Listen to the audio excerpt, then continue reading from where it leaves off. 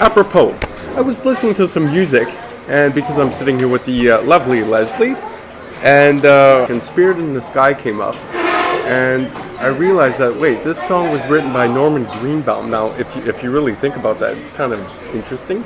But you might say, but Andre, he's just saying the spirit in the sky. But wait, there's actually a line in the song where he says, gotta have a friend in Jesus. So, right there. Number one, I think he's a Jew for Jesus.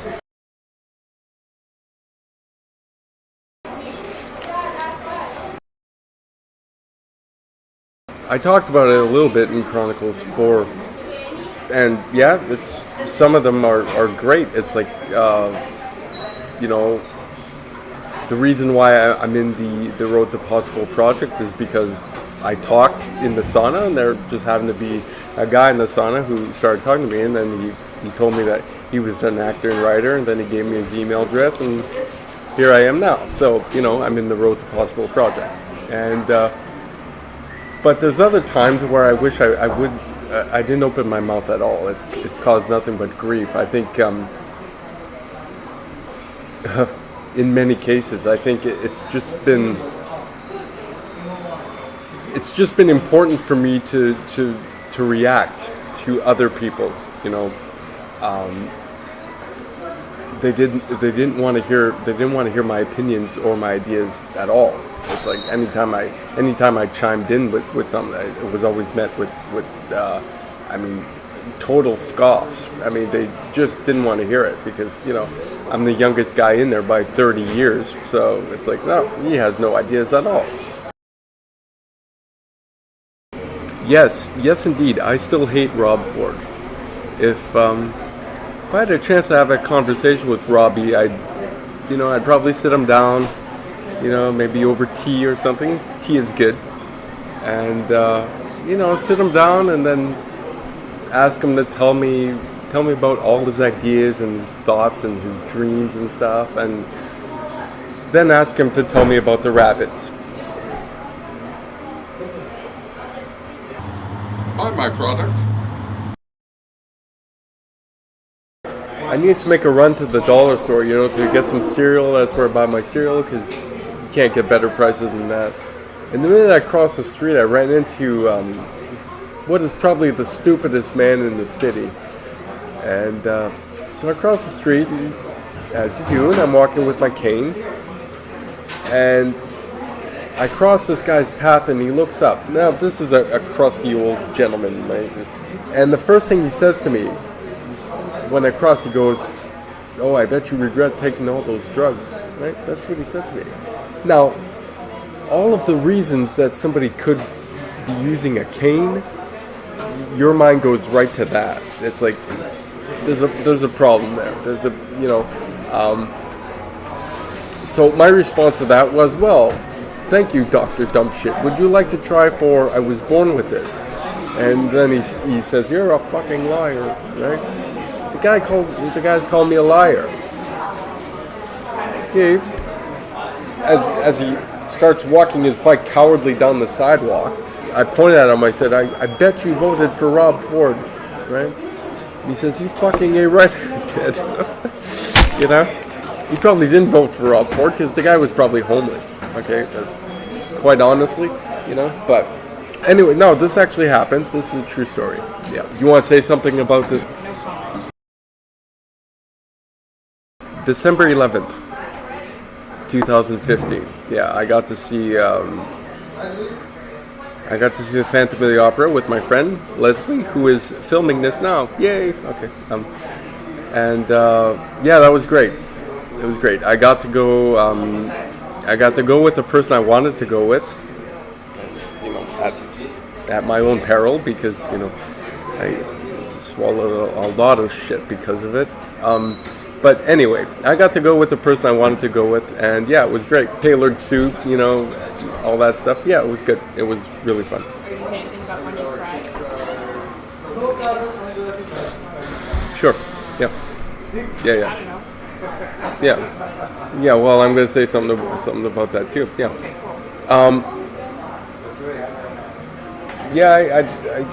I cried in there, and I noticed I noticed you yourself wiped the tear away almost at the same time I did, and yeah, it was good. It was fantastic show. Yeah. I think it's because my eyes were irritating. Oh, is that what? Oh, because the smoke. Yeah, my contacts were really good. Oh. But yeah. Yeah, me too. Me too. Yeah. Yeah, me too. That's what it was. You can talk about like the time, like the moment that you cried. That's doing your father, right? Did you cry at like the part where she was like at the cemetery? Oh yeah. All right. Is that all connected? I don't know. Sure. That's what I would say. Sure. That's you. It's Sure. You're right. No, you're right. You're right. You're right. It's my Chronicles. You're right. That's why I picked you. Okay, that's why. Okay. See, I didn't write this stuff down. Okay. Yeah, Phantom. Yeah, man, it was so good. The bit in the second act where Christine is at the cemetery and then you get the wishing you were somehow here again. That song there. Yeah, I mean, I didn't break down, but I was visibly like in tears. I mean, it was just really, really powerful. Like, I don't think my dad has ever seen like I don't think he's ever seen a stage show in general, let alone something with like, where money was spent and the big, spectacular production value. But I think he would have liked it. Like he would have, like especially that chandelier bit. Like my dad would have, the beginning there, right after that intro where the harp rips off that thing. My dad would have said, "That's bloody brilliant." He would have said that, right? But yeah, it was good. It was really powerful. It was really nice. So just to hear it live, like the strength and the power of it, but just you get the flood of memories when you sit there, and like it hit pretty hard. It hit pretty hard, but like I still enjoyed it because it's still a show. I forgot to do something, and when I did the eulogy, which that was tough. That was tough, but I'd written some notes at the end of the eulogy, and I was gonna say something. I was gonna end it by saying something that my dad always said, like when we were kids and we were riding our bikes or something, and we would fall and like scrape a knee or something. He would always like pick us up and brush the dirt off, and he would look right at us with that big smile, and and he would always say with like sort of like an accent, he would say, "It's okay, it's all right," He would always say that to make us feel better, which it always worked. That's how I was going to end my eulogy, but I forgot. So for anybody watching this who saw the eulogy in Chronicles 5, that's the way it should have ended, Yeah, but I think I did a good job, but that's the way it should have gone. So buy my product.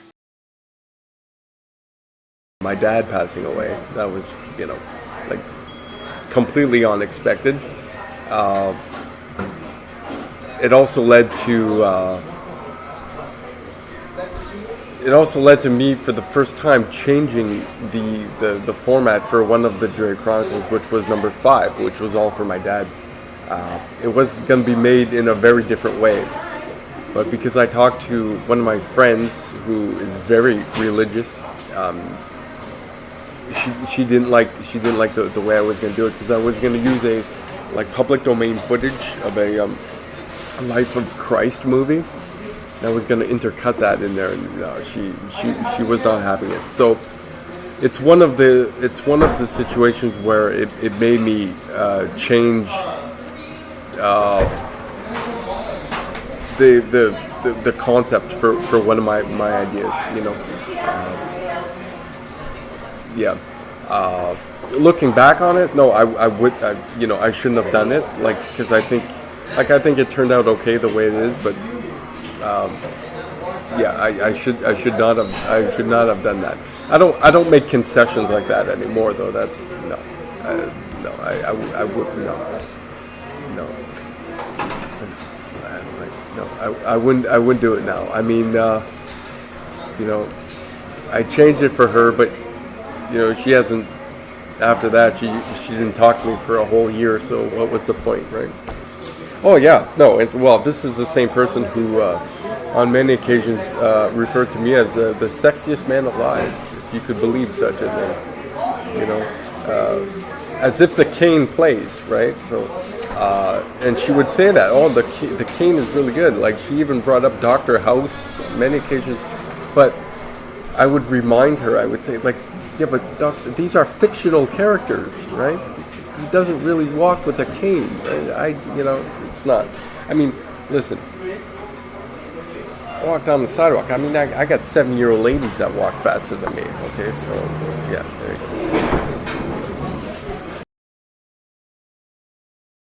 Yeah, I get asked often if I was alive during the Boston Tea Party incident. Like, people ask me, well, what would have been different? I would have said, well, my God, do we really have to dump the tea into the harbor? Like, could we just drink it?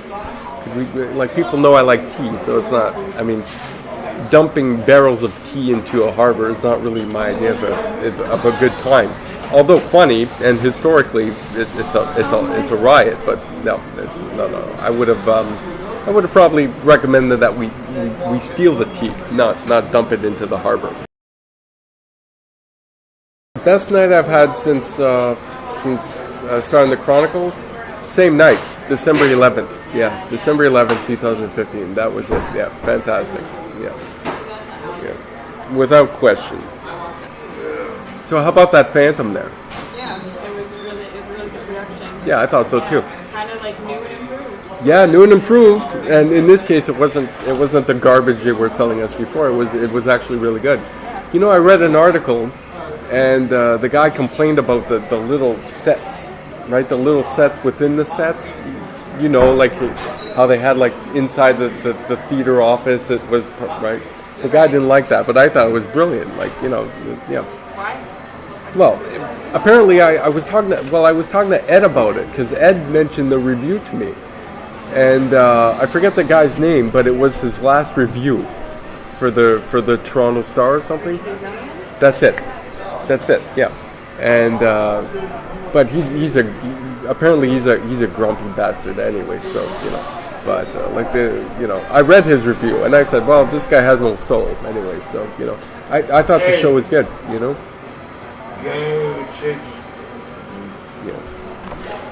Yeah. So you liked it? Yeah, it was awesome. Fantastic. Very good.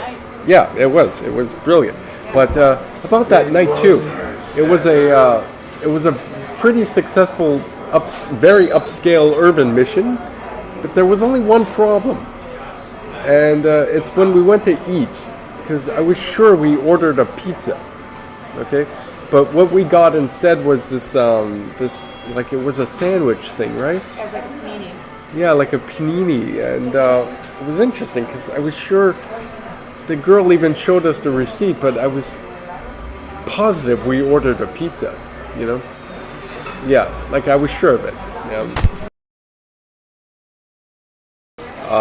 Ann Coulter, Donald Trump, Stephen Harper, Bill O'Reilly, my God, you name it. They got something in common. All these guys, they're all like staunchly right wing, right, conservatives. Yeah, people ask, well, why Ann Coulter? Ann Coulter, because I can't believe she gets paid that much money to speak. People really want to hear her talk, but her voice is amazingly annoying. It's like. Her voice sounds like she's chewing on a condom. Buy my product. So on New Year's Day, I got to see Tarantino's new movie, The Hateful Eight. And, I'm in the middle of it. Look. Keep going. So on New Year's Day, I got to see Tarantino's new movie, The Hateful Eight. And loved it so much, I had to, my list of top 5, I had to increase to a top 6, because it was that good. Like, the list is thus. Yeah, really good, really good. Amazing movie, I thought. So, in January, we are in the new year now, and in January I released my first book. So, here it is. Buy my product. So, first book is out, very exciting. Alright, so I'm going to sign Leslie's book. Did this a few times. My first book sale in person was I sold a book to a retired judge, which was cool. That was an experience.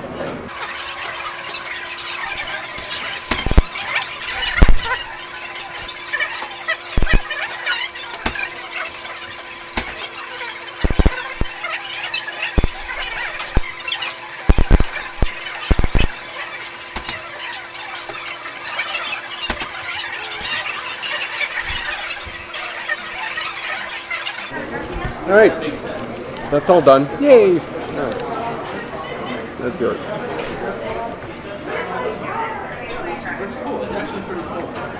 And again, buy my product. Yeah.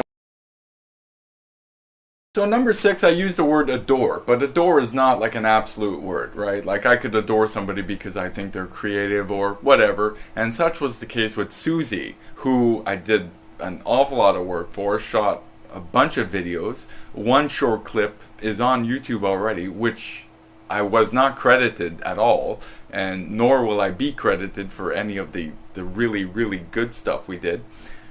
And you know what? Like, I worked too hard not to get paid, and I did. I worked really hard and didn't make a cent. So for wasting my time, Susie, I say to you,